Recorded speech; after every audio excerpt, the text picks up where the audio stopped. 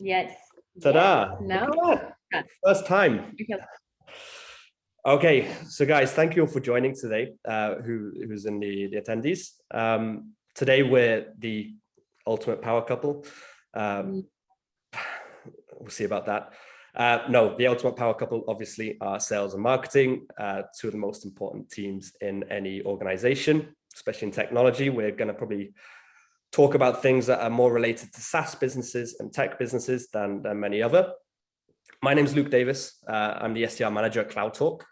CloudTalk, we have a telephone system in the cloud that can be used and integrated with pretty much anything or any tech stack you can imagine. And with me is the beautiful Anastasia. Hi, everyone. Yes, my name is Anastasia or Anastasia, whatever Luke says. Yeah, I'm the head of customer success department in NetHand CRM, and we are the Gmail-based CRM that helps to automate sales and marketing processes very beautifully. So you can take a look at our website later. Yeah, I need to talk about my company all the time. Okay, cool. So yeah, let's get started. Good stuff. Let's get into it. So today, the agenda, we've got a few different points. Obviously, alignment is the whole thing. We're going to talk about why perfect alignment doesn't happen between the two departments. I'm sure many people in the audience have had a not the most frictionless relationship between each other with their teams. How disparate KPIs can derail alignment, very related there. How to identify and remove these bottlenecks in your funnel. A very short piece on the dangers of misalignment. I'm sure many of you will know these already and felt the consequences of this. And also, hopefully we have some takeaways, potential initiatives to introduce to your organization after this webinar and try to go be friends, let's say. So, Anna, why can't we just be friends? I have no idea. Let's see, why not? I'm friends with everyone, but you know. So one of the main things I can see, I've worked in definitely more on the sales side, in fact, purely sales until now I'm an SDR manager and I have to communicate a lot more with marketing. And one of the things that I do believe is that a difference in the KPIs does cause a bit of friction. It really depends on obviously what you're selling and where you are in the business, but a lot of businesses have different KPIs for different teams. So with the marketing team, a lot of the time they're based on marketing qualified leads, and it's the amount of leads that they need to create and generate, which is what they're targeted on. Now, this can really go against what the SDR team or the AEs or CSM team are measured on. So it could be the SDR team. You're incentivized on qualified opportunities. Now, that might be a very different qualification to what a marketing qualified lead is. A CSM team measured on churn usually. This creates friction. So I don't know if you've seen it yourself, Anna, with different campaigns potentially for marketing, and you look at it from a CSM point of view and think, I don't want them to sign. Yeah, that's true. That's true. When there's lack of communication and when, at the very beginning, we are set up with different KPIs, which is okay because we can, like, if we have the same KPIs, we work in the same team, right? But these two teams, they need to coincide, they need to meet up, and they need to actually have the ultimate goal, and the ultimate goal is the revenue. So both teams, they generate it. So it's not like the marketing team only like brings the leads, yeah, and then the SDR, the sales team, they say that, well, these are low quality leads, yeah, and why they're like that. So they speak about it, but if marketing doesn't hear or sales doesn't hear, right, so then we have a very bad result. And so it's not very fair when we're, only a CSM team is measured only by churn, when, clients churn because, we have those clients to work with first. that are brought by marketing. But anyway, it's not like, I'm not judging everyone. It's just the thing is that the KPIs, they need to coincide at one point, and we're all responsible for the revenue. And yeah. But yeah, it's a difficult case. I mean, if you talk purely from performance marketing, it's where they can actually look at the conversion rates to revenue. Then again, marketing's you have pipeline, or post-pipeline stuff that they're sending out, branding, content. It's quite hard to put a revenue impact on that thing. So I get one side, but I think in general, every idea should be towards the revenue. Even if it's branding, you should be speaking with sales and things like that. And one thing you could do is align the attainment structure. If everybody has a bonus for the revenue, maybe they'll listen to each other a little bit more, for example. Another solution is to increase the communication, have joint performance reviews. So I can't imagine it, and I've never seen it, but I think it'd be a fun idea to see marketing, see a salesperson get told off for not hitting quota. Then see the excuses as to why not and what's in the pipeline. It might cause a little bit of alignment there to help. Of course, and definitely on CSM's pipeline reviews, why did it churn? Definitely would help them. Yes. Everybody needs to be scared by churn, like, hey. But no, that's true. Because like in our team, our boss always says that the CSM team, they always need to tell the marketing that, we're not closing the deals or we're losing the clients just because you guys are not maybe bringing the right clientele. So, and it's not their fault because maybe they're just guessing what is best. But in our life right now, so it's really hard to sometimes it's hard to understand what your target audience is. But when you already have, like, when you're at the stage of the company, which we will be talking about more later, when you have already the list of the list of leads and you've been working with it, and the CSM team can have like an idea what's best, so then it will have a huge impact on marketing when they listen to the CSM team and when they're ranting about the pain points of the clients and who's closing, who's not, who's interested in your tool or service or not. So yeah, these reviews are very important. Exactly. And it follows on to, this is a very similar point, right? The stage of a company. So depending where the pain point is or what part of a pipeline needs to be boosted, can really affect that relationship. So we may be trying to incentivize an SDR team to fill pipeline as quickly as possible. That aligns very much so with marketing when they try and put the MQLs through. But maybe the account executives and CSMs aren't incentivized on this because they're paid on revenue brought in. But when you look at, I've spoken to different people and VPs of sales, and they look at really, there's certain metrics they need to hit for that next series of funding, for example. So if you're quite a new company, you're looking for Series A or Series B, Series C, and right, let's put 5 million in the pipeline of outbound, for example. Now, you may get slightly looser with the leads that come through to fill that pipeline than before. Our marketing may be experimenting because they really don't have the ICP completely defined. They may be trying to see a best product fit in the market. Now that can affect a good salesperson who knows, actually, I like this low-hanging fruit, which I deal with very well, which is this sector or this territory. And that's all I want to look at. And are not incentivized to really experiment with their pipeline, let's say. Whereas marketing could be, it's, please try this different initiative. Wow, fantastic. We got X amount of MQLs. If the salesperson isn't aligned and doesn't understand why that's happened, then why would they qualify it and try and put it in the pipeline? So a solution, I think, is similar to the KPIs one before, is continuing, is to allow for maybe a bit of flexibility to make sure that the risk, the campaign, it works. Like, they understand it's a risk. They're allowed to put stuff in pipeline that's a little bit different. It could work out, it may not. And I think the only way you can do that is being flexible with those KPIs. So as if the business is basically experimenting with how we're going to fill pipeline, then we should experiment with the way people are getting paid as well, aligned with that.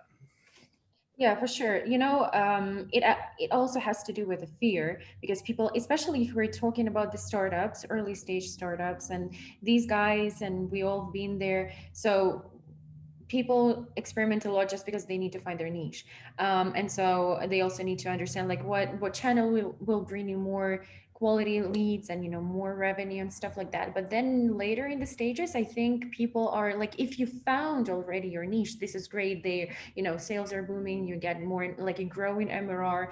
But again, it can lead to stagnation just because um, you are not experimenting again because you're safe. But what if you invest a little bit more money, yeah, in losing up your pipeline and just finding more channels, and then you will see that, oh, I didn't think about it, and that channel will bring me more money, more leads, and then you grow as a team, you grow, yeah, you grow everywhere. So basically, it can lead to, like, it concerns every team. So, but again, nobody wants to take responsibility. It's like it's everywhere. It's not that crazy. It's not that it's super bad. I mean, it's bad, but again, we need to have the executives, like the C levels, that will, everything goes from, yeah, from management. So we need to have people that will allow it and will initiate the change, because other people, the reps, they mainly just do the work that they are hired for. So yeah, experiment, not Exactly. ex- but yeah. And definitely to get products and different other departments involved in this as well usually are behind it. So if products need to find new features, they'll go to marketing, let's try out and see what's there, or they'll go to sales and goes back. It takes a lot of alignment, not just sales, marketing. Go next slide. Oof, this is my favorite slide, and I think I will introduce this. So, lack of marketing and product knowledge. So, the problem is that lots of salespeople jump to conclusions based on opinions of what is a perfect lead, or only look at their close lost. And both sales and marketing can be ignorant of product capabilities and differences. So, the solution would be to create systems where sales understand new marketing initiatives and how the product can be pitched in different ways. But marketing, in there, like, this is where again the alignment goes, and where we're talking about the reviews, and where the teams, they need to talk to each other, that the product knowledge is the key, and the knowledge of like what people are, like, the clients are talking about, is the key. Because if we're talking about the CSM, we are the customer success, they are the ears of the market, they always listen to clients, and they are shaping up the roadmap. And when marketing brings the clients that, for example, yeah, the marketing knows better that this is the perfect message to bring new leads, but then these leads, they come and they expect something else from your service or tool, and then the CSM, they cannot handle these clients, or ads do not work, or your website doesn't work, the message, just because again, CSM knows what the clients are struggling with. And so CSM can bring those words, like exact words from the clients, to marketing, and marketing can actually change their message on every campaign that they're doing. And so, but so they do not just think that, okay, so I'm selling Cloud Talk, or I'm selling NetHunt, this is the best CRM or the best calling system, like everything that you can, whenever you just think about this tool, and then you bring it up on your marketing campaign. But basically, why people come to you, so marketing needs to assist at the meetings. Like, we in NetHunt, for example, we have the meetings to discuss weekly the requests from the clients. So like either the bugs, maybe like the bugs that are, well, not, it's not the bugs, we do not discuss the bugs there, we discuss the requests. And so what the market wants, like, I want this integration, I want this button, I want this use case, and da da da. And so marketing will see, oh, okay, so a lot of people, they're talking about this, so let's change the campaign. So yeah, again, talking, like in the relationship, right? Look, if we don't talk to each other, we don't know what everybody thinks. I guess Yeah, so. make it Sorry, I work. wasn't listening, Anna. What was you saying? Hey. Oh, no, no, of course. We need the couple therapy for this. Uh, the, the the thing with this is like, I've seen it happen, where it's very easy to get lost in your own job, and it happens with stress and things like that, or you have a packed timetable. Like, why would you take that time to look at what marketing are doing? Why would you care about the objections on a cold call that they get every day, or the fact that the data's not there? Thing is that's just going to create friction. So you need to understand the pain, to be able to get through and understand the results, be able to predict results. Basically, if you know that the results from this campaign were affected by the data, or the fact that we don't have the phone numbers for, and it can prospect quick enough, or it's easier to predict the next campaign rather than just go, that failed. Couldn't try hard enough. Hey, people that are working with the clients, you know that they always come with a pain. They always come to you with a problem. I have this, like, solve it. Yeah. And so if you bring this to the marketing needs to feel the pain. And not only from you as the representative in the company, they need to actually hear it from the client. So basically, they need to jump into like discovery calls, or just assistant calls, or onboarding calls whenever like the CSM or sales talking to the client. So then you will hear it from them. It's like, because when a friend tells you about their experience, you're like, yeah, but when you feel it on your skin, so then you kind of react more. Sure. So again, it's not only communicating with two teams, but always, like almost all of the teams, I believe, in the company, they need to somehow be talking to a client, or at least be listening to a client in real life, or maybe just on the recording. That's also like, Definitely. I think about knowing the limitations of your product and limitations of this, and why people are pitching this way. And if everybody understands that, it's easier. So you need to create these systems. Okay. I actually stole this quote. It's not mine. If anybody who signed up for the webinar they wrote it, like, let us know in the chat, because I just saw it on LinkedIn. It was a comment from somebody, I've forgotten who, but I liked it. I thought it was relevant for the topic today. And there are marketing people who say they can't take revenue responsibility because they don't control the sale. Knowing from sales myself, a lot of salespeople don't either. They don't control it. And in many cases, neither do the buyer, especially in B2B tech sales. So I thought it was quite poignant for the topic. That's why everybody should look at the whole process and not just blame the other side. Oh yeah. But again, nobody wants to take responsibility. Like, oh, I didn't close this deal, not because I didn't call the client, or I didn't follow up with him for like, I don't know, a month. Yeah, it's just because marketing brought me very bad lead, or vice versa, right? I brought you loads of leads. Why there's no revenue? But again, but you're right. This quote is also right. You can do everything perfect. Like, basically, you did everything. You were just like, you could just go to your client with a bouquet, like, hey, bye. But sometimes they do not control, even the buyers do not control the sale, because it can be from both sides. It's either if you're looking for the solution for a team and you're just a rep, and it was hard to sell internally the tool, or the boss. Sometimes, in my case, in NetHunt, like, bosses, they're like, they're looking for the solution, like for the CRM, maybe to switch, maybe to implement it as a new tool, and their team can be ignorant or like refusing to use the new tool. And so he's like, well, I cannot buy this because nobody will be using it, which is weird. Because if you're the boss, you need, like, I'm making you. But again, it's communication. If the team does not want it. But this can also affect your sale. So somebody can like it, don't. Cool. The lead qualification.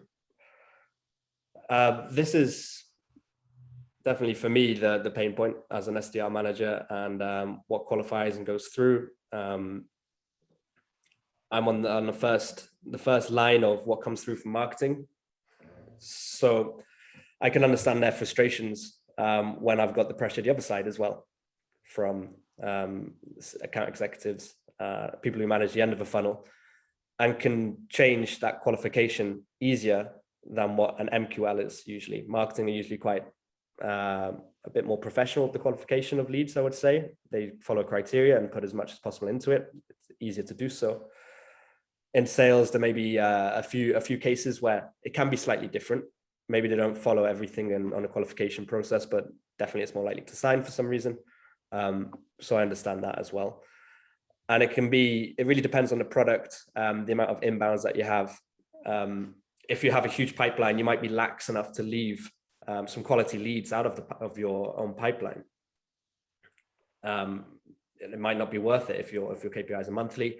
You have a full pipeline you can't manage, you can't cope. You might just ignore certain new leads that pop up. One way to do this is to push the account executive to have enough pipeline. If they don't, pressure the qualification if they're not 100% of the quota, to see what else is there and really dig back. That will help marketing. I think that's something I'd like to push. But apart from that as well, you can actually score lead score on with a few different tools now. I believe NetHunt has it, right, Anna?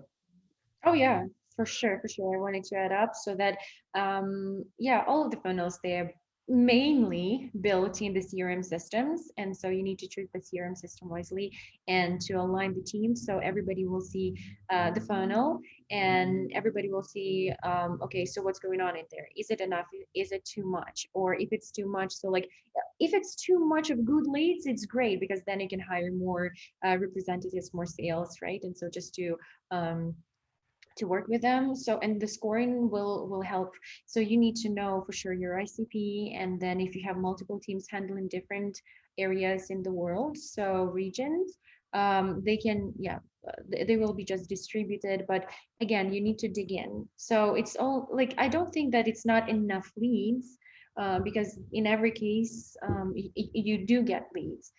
But sometimes there are problems when you do not really qualify them correctly, and so you can miss out on very good deals. But yeah, or focus more on something that will not really bring you money. So again, executives need to write it down, so and just bring it to the teams so they understand what like strategy to follow. Yeah, exactly. I mean, there can be discrepancies, right, between Yeah. what an MQL, SQL, or QO, they could be decided by each department, and then they just don't really align as well. When it probably takes just a conversation to say, this is what, where wouldn't these go past, right? These MQLs, based on this, are there some that already will not qualify, so there's no point to send them. Or if so, maybe you need to open this a little bit more. Just takes that holistic view. Sure. You know, sometimes we also organize different like strategy meetings with our product team, with marketing, and with sales plus CSM. So we do discuss, like we actually go through like our, you know, values of the company, and like what like if you're talking about NetHunt CRM, for example, so like what 3 points that you will always bring up, like why do you stand out? And then so based on this, you will attract like you will understand what message to preach and to whom, and then to bring the leads. And this will like, because this will speak to marketing like what to bring, so then sales will not yell that, you know, you're bringing us very bad leads. So yeah, just to erase these discrepancies. Exactamente. Oh, claro. Another aspect, conversion rates. So a lot of the times sales are measured only on the close conversion of leads, specifically account executives, right? Or a customer success manager, like guys in your team. And sometimes marketing aren't based on that at all, or it's very small. Okay. Because I get that point as well. You can't base everything on a close rate. There's so many factors there on the sales process that should be fixed to feed that funnel. And I think it needs to come from a much higher level when trying to understand each other on these rates. The CMO needs to know the close rates and look at those and take just a little bit of accountability, as does the CRO needs to look at it as well. I think it affects bigger sales organizations that are more separated between a larger marketing department, an SDR, an account executive. And from a holistic view, if you get everything planned in the same meeting, I think it's a lot stronger, right? When you're going forward and pitching to the board, this is what we've owned, this revenue, and it has these conversion rates across this, rather than, sales messed up all the leads. Look what we provided, right? Or we're not getting enough quality, and this is what happened here. I think it needs to be looked at both together. And I think a lot of organizations are really, really focusing on that right now. Startups are mature, is this alignment to make sure that everybody owns all of the conversion rates from top of funnel to bottom. Anna, have you ever received any bad leads? Badly. Yeah, maybe at the very, very beginning when you're experimenting, and so you're just doing different campaigns just to understand like who's your target audience, and then you're always in the stage of discovering. Well, not always, but mainly, right? So because you need to put it into the risk of creativity and just trying out something new. But so but again, people are like, what I learned working with NetHunt, that you do have the fear to mess it up. Marketing is afraid like to give the campaigns like to something that will not bring very quality leads, but then maybe it is a quality lead, but sales didn't really close it. So again, this is every time a struggle, but you do need to communicate. Like I don't know, I'm preaching the communication. And so during this call, like you need to, like, we have the statistics that show us, like, this is mainly the CRM that shows you like, okay, so we did these campaigns, we collected this load of leads, and then we see like who actually converted at least to signups, to free trial, who actually bought. And then we can see like, okay, what industries work better and stuff like that. Or we also need to discuss the churn, and we need to discuss like the reasons why they left. So the reasons of leaving, they speak very loudly when, if the client actually tells you why they left. It can be different, it can be price, it can be a set of features, or not, lack of interest or whatever. Or there are like, for example, if you're triggering like some companies that are likely to close, so then maybe you shouldn't like trigger them, because then you will just have, okay, you will have the MRR grow like this month, but then we'll have a huge churn. So basically, again, speculating on what you both do and what works. Yeah, but always like saying that, oh, marketing brought me bad leads, it's not always the case. That's way more polite than the way you explained it before. Huh? That's way more polite than the way you explained it before. During our rehearsals? It was way more polite. Well, it's better. Yeah, I'm trying. This is like, people are watching me, so I need to be like a good girl. And I'm trying to align the teams, not to make the marketing of NetHunt hate me. So, oh, lack of interest. Can I take this, look? Yeah, of course. Oh, right. Yes. Okay, so again, this is about the communication, lack of interest. Why? Like, what is the problem? So different organizations, they do not really have a big visibility of what's going on in the company, or with anyone in the company, or even in your own department. So, and it leads to lack of interest of what are you guys doing, and what's your ultimate goal in this company. And so the solution would be, the leadership should create routines where constant learning is in progress. But it's not only constant learning, but let's take a look at how it all begins. So when you start the company, I don't know, guys, where you're working, like who's listening to us. So either it is a startup or it's a corporation. So if we're talking about the startup, so everybody treat each other like as a family. And so basically, you can work in marketing or sales or SDR or support, but basically you do all of the tasks together. There, it's very important from the root, from the management, from the founders, to set up the to create a speech, a video, or always to onboard people, and always to preach what are the goals of this company, why you created this company, why this service or tool is great, and how it helps you with, and also make sure that you're onboarding the staff that will support all of everything that you preach, so they will become the evangelists of your tool. So right now what I see, it's, yeah, of course there are different people that are just work for, like we all work for money, but they do not care. But if you do not have teams, like in a huge team, where they treat each other good, they understand each other and they want to communicate with each other, and the routines of um, the routines are not scheduled for like onboarding, preaching the goals, and then ongoing workshops are not provided. So you always, like, even though you onboarded a person through their life with your company, you always need to get them together and always revise what you guys are doing here in this company, why you're working here, where you're helping people, where you're helping each other, and why it's important to communicate with each other. So the misalignment is caused by the initial step, I think, or maybe previous experiences. But it's like when you guys are onboarding people, you need to always like set up the rules that we all love each other.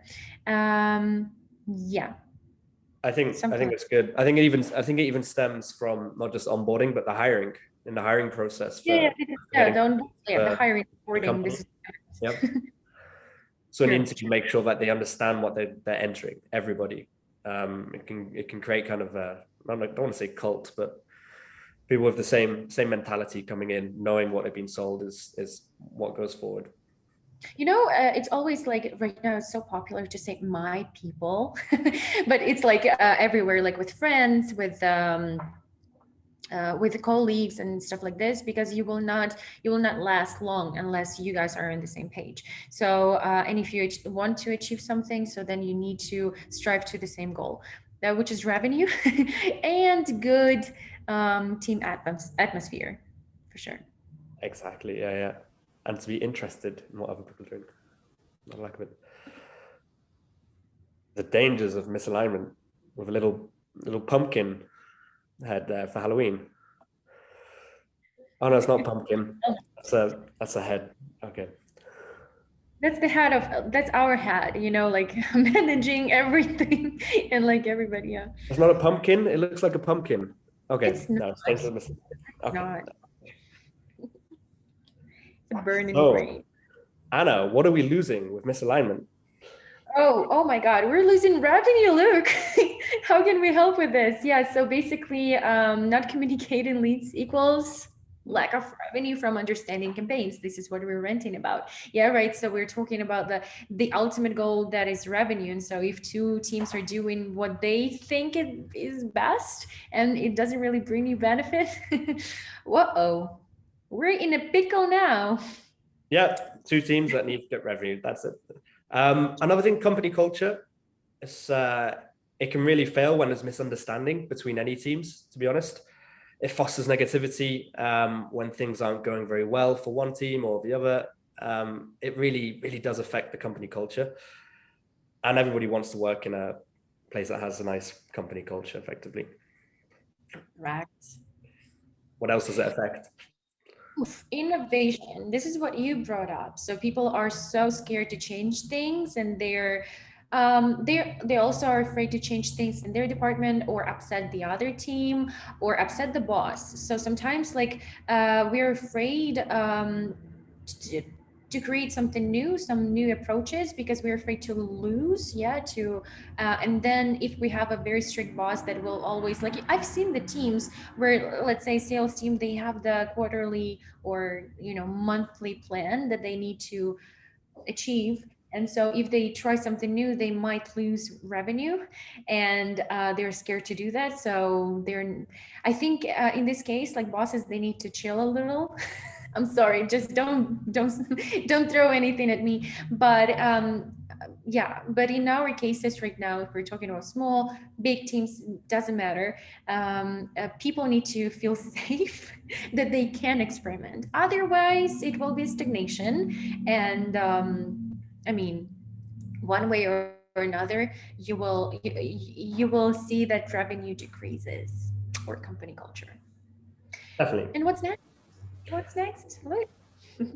Employee happiness. Yeah, a toxic atmosphere creates, well, causes people to be sad, which, it's not going to be a fun place to work effectively.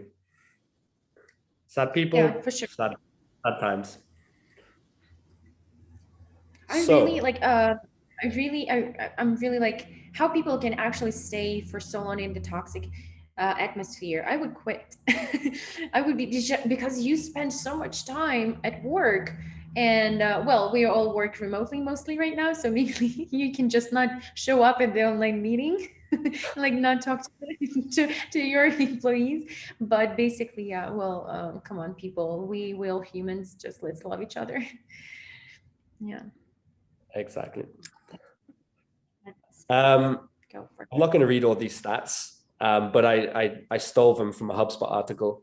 They really care about alignment, HubSpot. So it's something that triggered me to think of the idea of the webinar. To be honest, I think that they have one of the highest paid C-levels who's called a chief alignment officer, which has shown how important this company, I think, marketing and sales should be aligned. And yeah, you can see, we'll leave these in the deck, of course, and link references from LinkedIn, HubSpot. They've done huge surveys on it, and they really think it's an important point right now, is the alignment between sales and marketing. So we're going to go through now and hopefully give you some initiatives that you can implement from tomorrow or next week to make your revenue team an unstoppable force. Let's do it. Yeah, and basically, like we have a few points over here, so it doesn't mean that you need to start implementing them all right away. But if you start by one, it will always bring benefits. So let's start with the first one, Luke. You first or me? No, I'll go you first. are. Fine. You first. Okay, a service level agreement about the qualification criteria, response time, and recycling. It's essential. This basically means that there's no arguments going forward when there is something new in place. Get people to print it out and sign it. Agree on an SLA between marketing and sales, what leads go through. Get people to sign it, and you can't complain after when there's a lead. You have to go forward and execute on this idea. It's much easier. If you're remote working, you can send a DocuSign with the SLA, like they'd have to do to you in Colombia. I'm sure you'd ignore it though, Anna. And yeah, it's something that it sounds very silly to print out and have people sign an SLA, but later on you don't get that communication. Well, I didn't think we were doing that yet, or this wasn't the timing. That's one step you can do. Yeah. Oh, I forgot. I didn't hear that at the meeting. Yeah, but there's a proof and you signed it. Yeah. So if you have the SLAs, so please read them. It's not like terms and conditions when you accept them without reading. Yeah. Exactly. Sure. So the second one is a full funnel view of conversion rates and costs from lead to won or lost, including month-over-month growth rates and quarterly annual trends. So you need to give full visibility to both teams. Just make sure that, well, whenever you make sure that these meetings are frequent, because you guys are working almost every day, right? So you get the insights every day, and so you need to share it with the other team. So it can be monthly, it can be 2 week. Yeah. So for us, it's like it's a good idea to do it once a week, just to do the recap. It's like you guys are doing maybe in your teams within a team, like stand-up meetings or sit-down meetings, on Zoom. But you always communicate what you guys achieved for even one day. Let's move forward. Nice. Also teach that sales and marketing is not, alignment is a journey, it's not a destination. It can't happen tomorrow. You can't just expect to be all on the same page. You probably can configure from what we've spoken about. There's so many different things to have aligned or to help with that. The only thing you can do is accept that and have monthly catch-ups together. Have a huddle, marketing and sales, share new learnings. Do it every month. This is what we've learned. This is what was a struggle. Not a not a session to say this was your fault. Say the good things that happened from last thing. This is what we decided last meeting, and this is what happened from that. Go from there. Have a bit of structure. It's also fun for anybody who's slightly more junior down in an organization. If you're a junior marketer, to learn about what sales are doing. If you're a junior salesperson, to vice versa, because finally they could go either way, right? In a revenue team. Yeah, for sure. And then you also can, especially if you're junior and you're exploring the, job opportunities, maybe you will just switch to another team because it's like, yeah, I'm doing that better. So it's always like that. Which is always nice to see, by the way, the cross-functional moves. Which is always nice to see, like cross-functional moves. That's very good alignment. You have that experience, now you're bringing it to another team. So that's cool. That's cool. Okay, next one is score sheets where everyone is on the same page. Oh, we're talking about only on the same page. Score leads based on more features with learnings from sales team. So have an SDR manager or sales manager in all of those meetings with marketing to discuss the high scoring leads. So this is what we talked about, right? So like the scoring. So you can discuss like what you have, like the funnel, what you have in your CRM, and see what works better. Again, meetings. So the scoring when you grow. Perfect. Include CSMs. They speak with customers daily, like Anna does. You can get some really interesting insights more than the guest workers like myself. I don't speak to customers daily. Neither do marketing people a lot of the time daily. So get the CSMs, get the insights on what the customers are saying.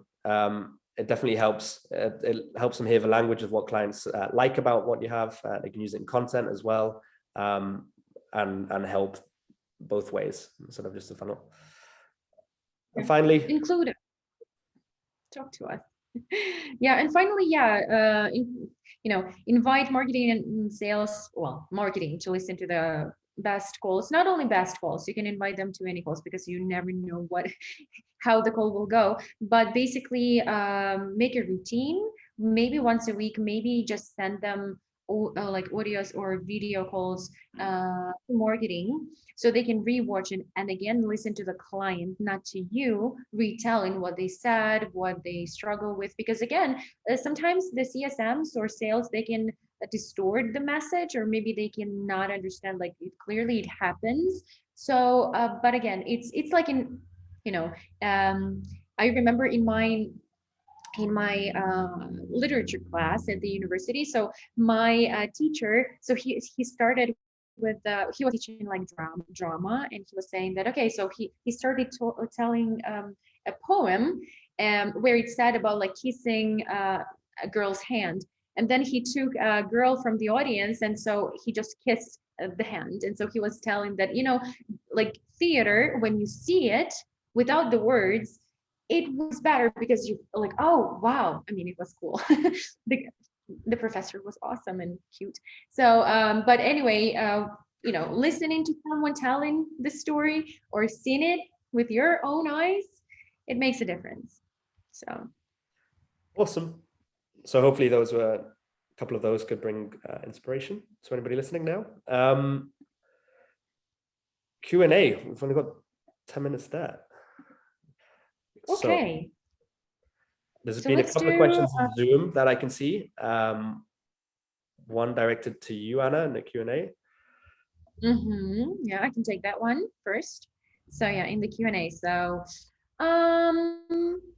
what if the people in the company does not understand the importance of sales and marketing, but you as sales manager understand that? The importance of sales and marketing. Oh, interesting. Well, it's very, very bad if people do not understand the the importance of these teams, because they're very important, and so they bring you clients and they convert your clients. So are we talking about the actual sales and marketing team that they do not understand their importance, or maybe like the developers, or I don't know, product team, who does not understand? So this is interesting. Like for me, it's a great importance, because this is the connection with actually the clients, because we all sell something, so to generate the revenue. So these people, they always bring you more money. the ultimate goal is the revenue. They're very important. So if somebody does not understand it in your company, I think you just need to fire them and hire new that will understand your message. Sometimes it's the case. If you're handling like one-on-one calls with people that do not really understand the values of the company or of another team that you're having in the company, so then it's a no-go. I think so. Yeah.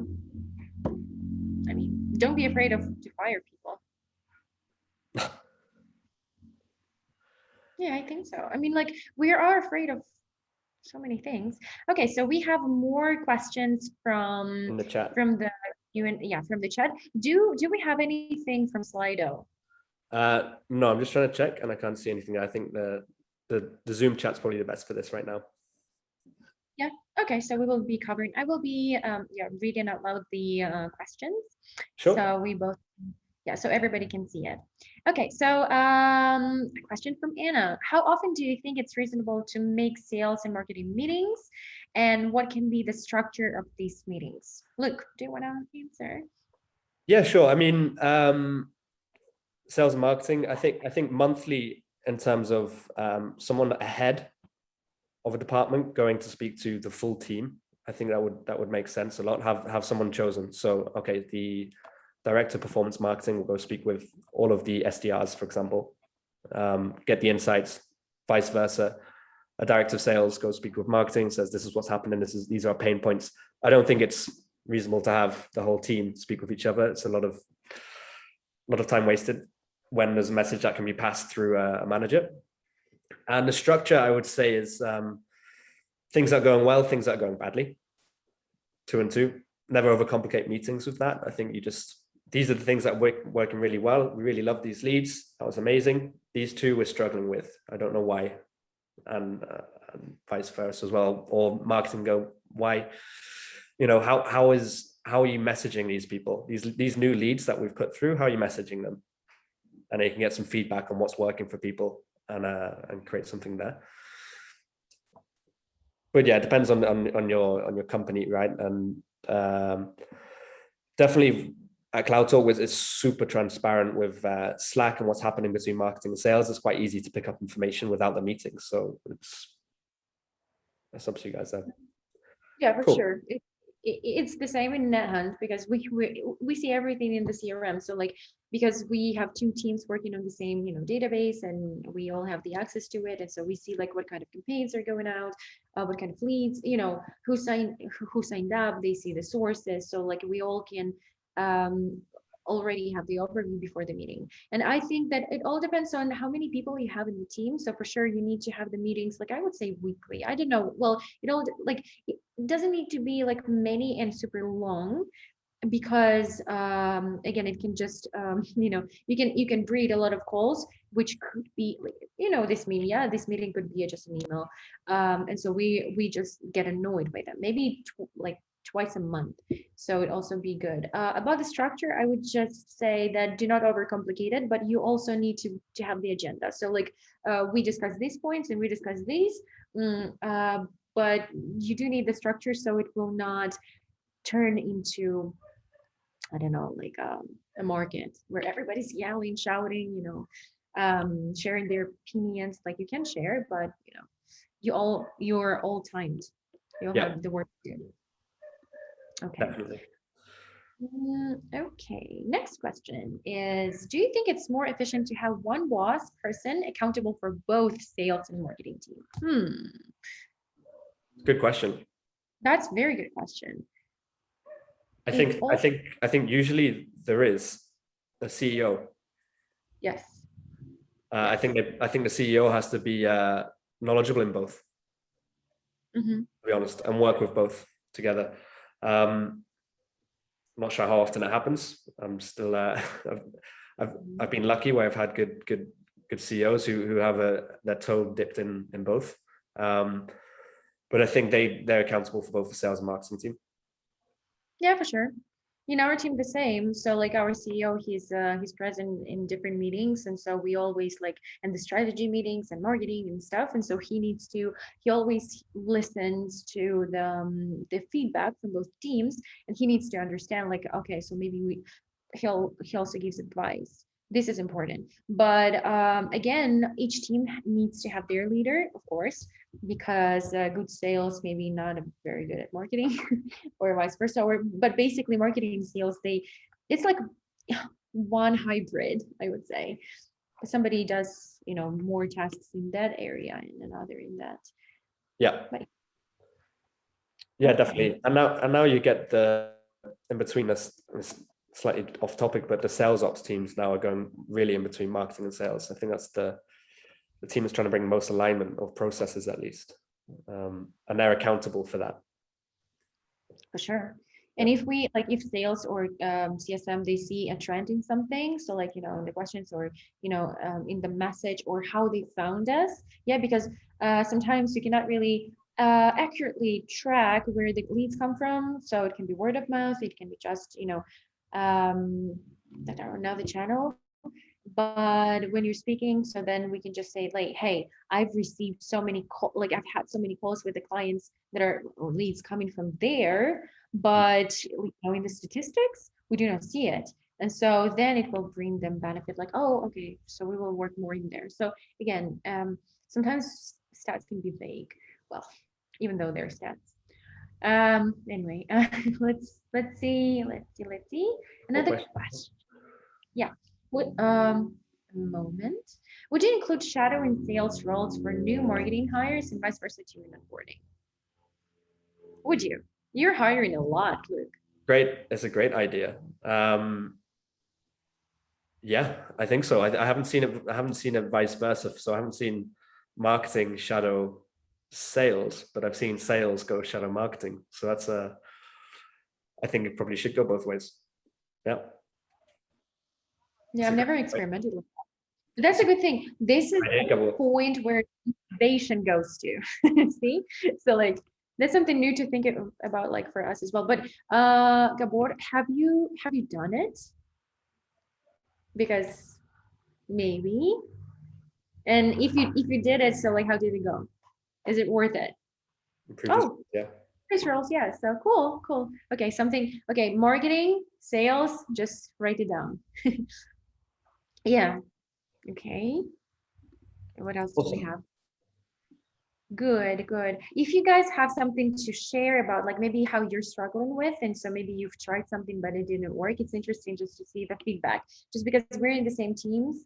And I mean, we cannot say that we're perfect at our roles. I mean, we are at certain point until we talk to someone else, right? So, but it's always nice. I'm talking like with the clients, and we talk not only about like onboarding into the CRM or like what kind of tools we need to integrate, but we also talk about the structure of their team sometimes, because I'm also like we need to onboard different teams and align them. And I get this question very often, like, do I bring like only my sales team will be using this CRM, but my marketing is using that. How can I like combine them? Do I need to combine them? The question is yes. Oh, the answer, not the question. Nice. So guys, I think this is the end. We're reaching the hour. Yeah. Anna, thank you so much again for your time with me today on the webinar. Thank you for for making me a co-host. It was amazing. So attendees, everybody who came, asked questions, thank you so much. Super cool to have you. Hopefully you got a couple of insights, and have an amazing Thursday evening or morning, depending where you are in the world. Thank you. Bye, guys. Have a good one. Bye. Ciao.